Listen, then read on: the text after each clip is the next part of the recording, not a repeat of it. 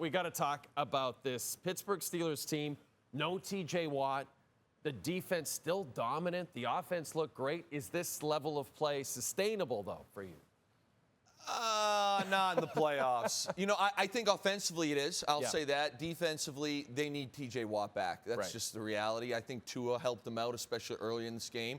But Steelers fans, I'd be real excited because we talked about DK Metcalf. You saw what happened last week. Again, this was early in the game. I thought this was great. You see the progression. He comes back to it. Perfect throw. DK, although he didn't have a ton of catches today, when he makes these explosive plays in an Aaron Rodgers-led offense, it can be game-changing. MVS is another guy. Again, got his touchdown in here. He didn't catch any balls today, but I loved how much they used Adam Thielen. He was very active as a run blocker in these tight formations. So, to me, these last few weeks, Aaron has looked much more comfortable ever since that devastating Bills loss. And this pass to Freiermuth right there, see, there he goes doing his thing. They're in cover zero. He checks to it. That's when he's at his best. As far as their defense, I'll say this. They played extremely well tonight outside of maybe the fourth quarter. Patrick Queen, obviously, there with the big play.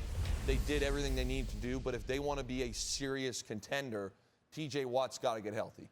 And again, I'm not taking anything away from their performance tonight, but you're not going to see Tua in the cold in the playoffs. So that's why I'm saying you need all hands on deck on this defense. Speaking of Tua, 65 yards through the first three quarters. Again, we talked about his lack of comfort in cold weather. I get it. Here's the thing.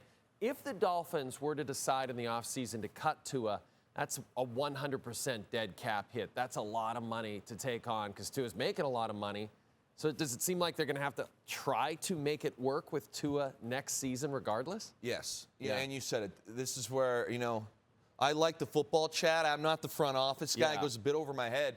But the money is crazy that they owe this guy. Yeah. So where my thought process goes is they need to get somebody who can get through to Tua. And you said it, his 60 yards in the first three quarters, it was a hard watch. It really was. And this was early.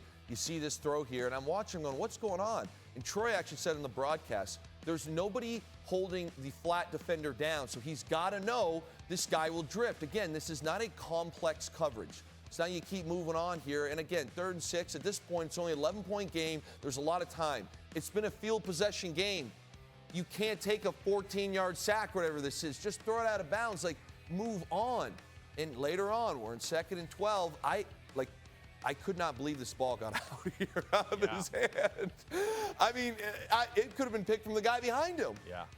And then to fast forward, again, it's 3rd and 12. I understand you're trying to make something happen, but now we lose another 10-plus yards on the sack. Throw it out of bounds. So, and when I say get somebody, whether it's offensive coordinator, I don't know what they're going to do at the head coaching position.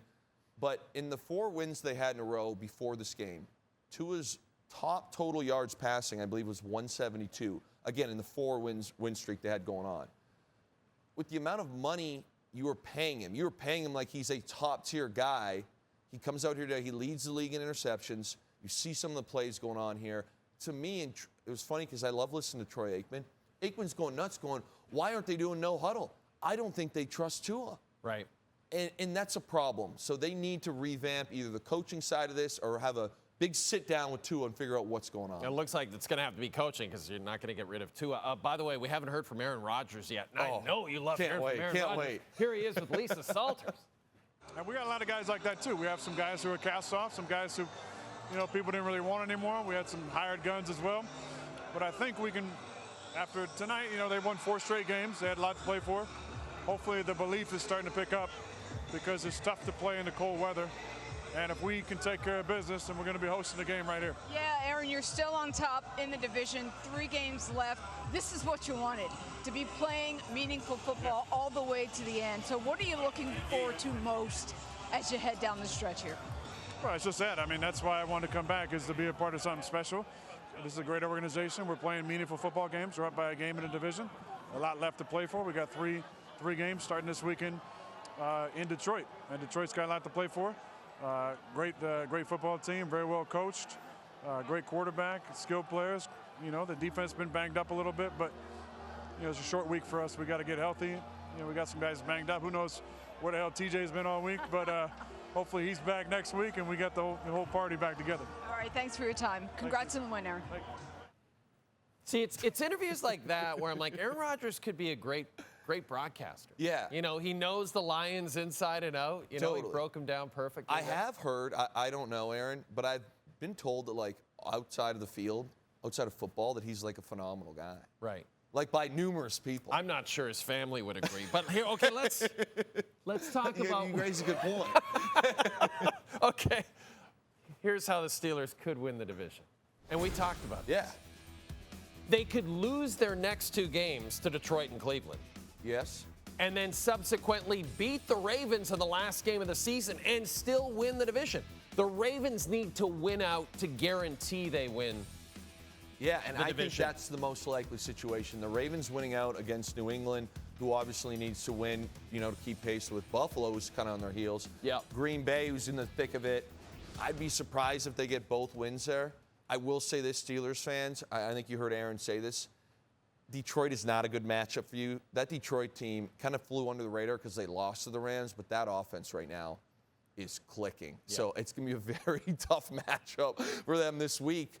But I think there's a shot they clinch. Yes. You got Cleveland after that. Divisional game, great defense. So I would say this, I wouldn't be comfortable, but in the same breath, I do heavily favorite them to win this division.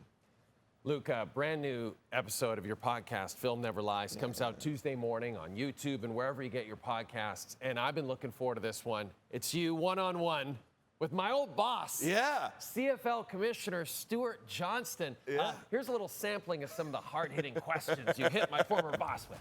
Was anyone, when you guys made these changes, sitting in the room saying, let's Americanize our game? When you guys meet, who drives the bus? Because this is the online tin hat community, the CFL tin hat community, thinks that you just magically appeared, okay, showed up and said, these are new rules and everyone better fall in line.